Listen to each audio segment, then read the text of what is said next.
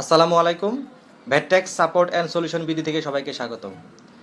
2024 আয়কর আইনজীবী পরীক্ষায় যারা পাশ করেছেন, সম্প্রতি তাদের প্রত্যেকের মোবাইলে একটি এসএমএস এসেছে যে আপডেট 3 নাম্বার সহ এসএমএস রিপ্লাই দেওয়ার জন্য। মানে 3 নাম্বারটা আপডেট যাদের ছিল না বা যারা আগে দিয়েছেন তাদেরকে পুনরায় আবার আর ওই আয়কর আইনজীবীদের 3 নাম্বারটা এনবিআরে দেওয়ার জন্য বলা হচ্ছে, বিসিএস ট্যাক্স একাডেমিতে যেটা।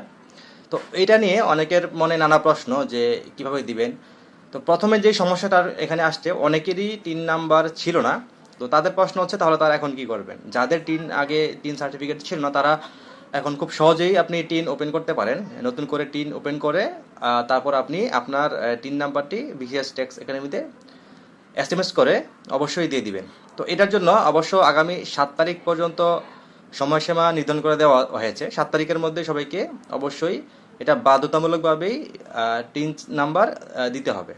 তো এখানে আরেকটি বিষয় হচ্ছে, অনেকের প্রশ্ন যে আসলে মূলত এই কী জন্য এই 3 নাম্বারটা চাওয়া। এটা হচ্ছে মূলত আপনি একজন আয়কর আইনজীবী, আপনার প্রোফাইলটা এনবিআরে আপডেট করবে। তো সেক্ষেত্রে আপনি করদাতার পক্ষ হয়ে কাজ করবেন।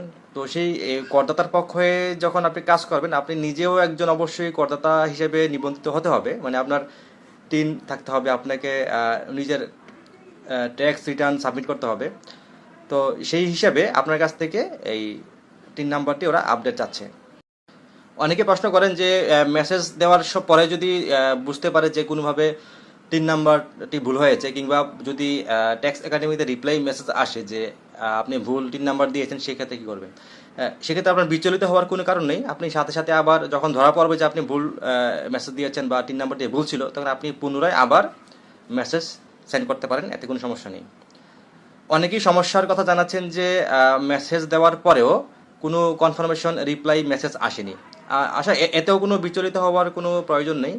আপনি যেহেতু মেসেজ পাঠিয়েছেন, আপনি 72 ঘন্টা অপেক্ষা করুন। যদি 72 ঘন্টার মধ্যে আপনার কোনো রিপ্লাই মেসেজ কনফার্মেশন না আসে, তখন আপনি পুনরায় আবার নতুন করে মেসেজ পাঠিয়ে দিবেন, তাতে কোনো সমস্যা হবে না।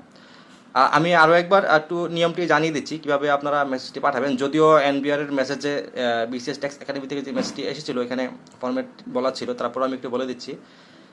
মেসেজ অপশনে গিয়ে বিসিএসটিএ বড় হাতের ক্যাপিটাল লেটার যেটাকে বলা হয়, বিসিএসটিএ স্পেস দিয়ে আপনার ইউজার আইডি, আপনি আবেদন করার সময় যে ইউজার আইডিটা পেয়েছেন সেই ইউজার আইডিটা দিবেন। তারপর স্পেস দিয়ে আপনার 12 ডিজিটের 3 নাম্বারটি দিয়ে পাঠিয়ে দেবেন 16222 এই নাম্বারে। আমি আবারও বলছি, বিসিএসটিএ স্পেস আপনার ইউজার আইডি স্পেস 12 ডিজিটের 3, তারপর পাঠিয়ে দিবেন 16222 এই নাম্বারে। আপনার মেসেজ পাঠানোর শেষ তারিখ হচ্ছে নভেম্বরের 7 তারিখ।